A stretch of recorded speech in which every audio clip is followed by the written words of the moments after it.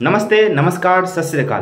राजनीतिक उथल पुथल के इस नए दौर के दूसरे एपिसोड्स में आपका स्वागत है। इससे पहले बिहार की राजनीतिक उथल पुथल का पहला एपिसोड्स मैंने आज ही अपलोड किया। दूसरी एपिसोड्स जो है वो अपलोड जो होंगी इसके माध्यम से, इस वीडियोस के माध्यम से होंगी। उसमें जो माहौल बना 26 सीट का जो है मतलब एक तरह से दावेदार राजद हुए, 9 सीट के दावेदार जो है कांग्रेस हुए और 5 सीट जो है वो कम्युनिस्ट पार्टी जो है उसको दिया गया और सीपीआई एमएल सीपीआई को मिला करके 5 सीट दिया गया। 40 सीट लोकसभा का जो था उसका बंटवारा हो गया, लेकिन जो होने थे उसका कोई निवारण नहीं हुआ। जो राजनीतिक उथल पुथल मची हुई है सीवान के सीट को लेकर के, पूर्णिया लोकसभा क्षेत्र के जो है सीट को लेकर के, बेगूसराय के सीट को लेकर के, यानी कि वहां जिस तरह से कन्हैया कुमार बेगूसराय से, सीवान से हिना साहब और जो है पूर्णिया लोकसभा क्षेत्र से जो है पप्पू यादव जो चुनाव लड़ने की चाह रख रहे थे, और पप्पू यादव तो कुछ अधिक ही अपनी जो है मतलब मनसा पूर्णिया लोकसभा से जो है चुनाव लड़ने के जो है रख रहे हैं। उसमें जो भी चीज होनी चाहिए थी, प्रेस वार्ता जो है राजद का हुआ, उसमें सारी चीजें बता दी गई। अब्दुल बारी सिद्दीकी के द्वारा जो है सीट का जो बंटवारा है, किसको कितने सीट मिले उसके बारे में बता दिए गए और फिर जो है ये तय हो गया कि कहां किस पार्टी को जो है चुनाव के लिए जो है सीट मिले हैं। पूर्णिया लोकसभा क्षेत्र के जो चुनाव माहौल है, चुनाव के जो मुद्दे हैं वो किसको गए हैं। तो पूर्णिया लोकसभा के जो क्षेत्र हैं उसको जो है मतलब कंफर्म हो गया है कि बीमा भारती जो है चुनाव लड़ेंगी और 3 तारीख को जो है नॉमिनेशन जो है देने वाली है।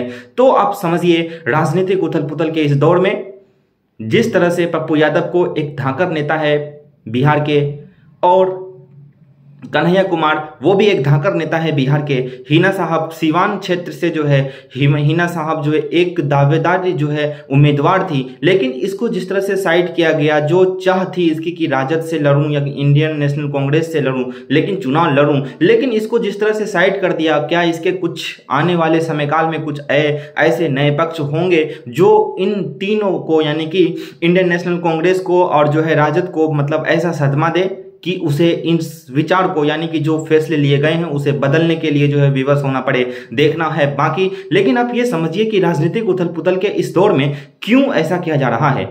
क्या भविष्य के लिए पप्पू यादव और खास करके कन्हैया कुमार, ये दो जो है बिहार के बहुत ही अधिक जो है प्रभावशाली नेता हैं।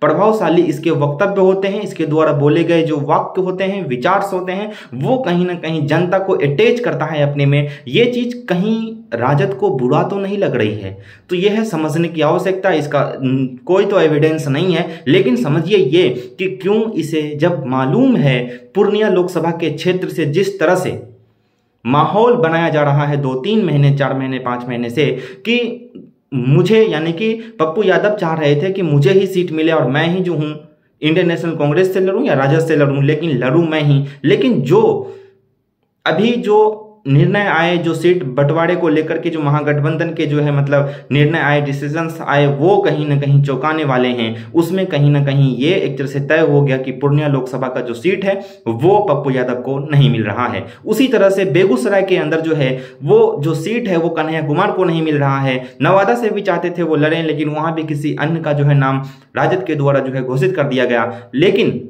यहीं तक नहीं, सीवान की जो राजनीति में भी उथल पुथल है, वहां से हिना साहब भी कंफर्म कर चुकी है कि मैं चुनाव लड़ूंगी, लेकिन इसे भी जो है सीट नहीं दिया गया। अब उसके पास क्या ऑप्शंस हैं? ऑप्शंस हैं निर्दलीय लड़े या फिर जो है कोई और पार्टी में विलय। ये तो उसके पास ऑप्शंस है, लेकिन करेंगे क्या वो उसकी जो है विचार बताएंगे, उसकी जो है निर्णय बताएंगे। आप देखते रहिए हमारे साथ, नए अपडेट जब भी जुड़ेंगे उसमें आपको जो है ऐड कर दिया जाएगा। ये बिहार का जो है राजनीतिक उथल पुथल का दूसरा पार्ट था, तीसरे पार्ट भी बहुत जल्द आएंगे। धन्यवाद।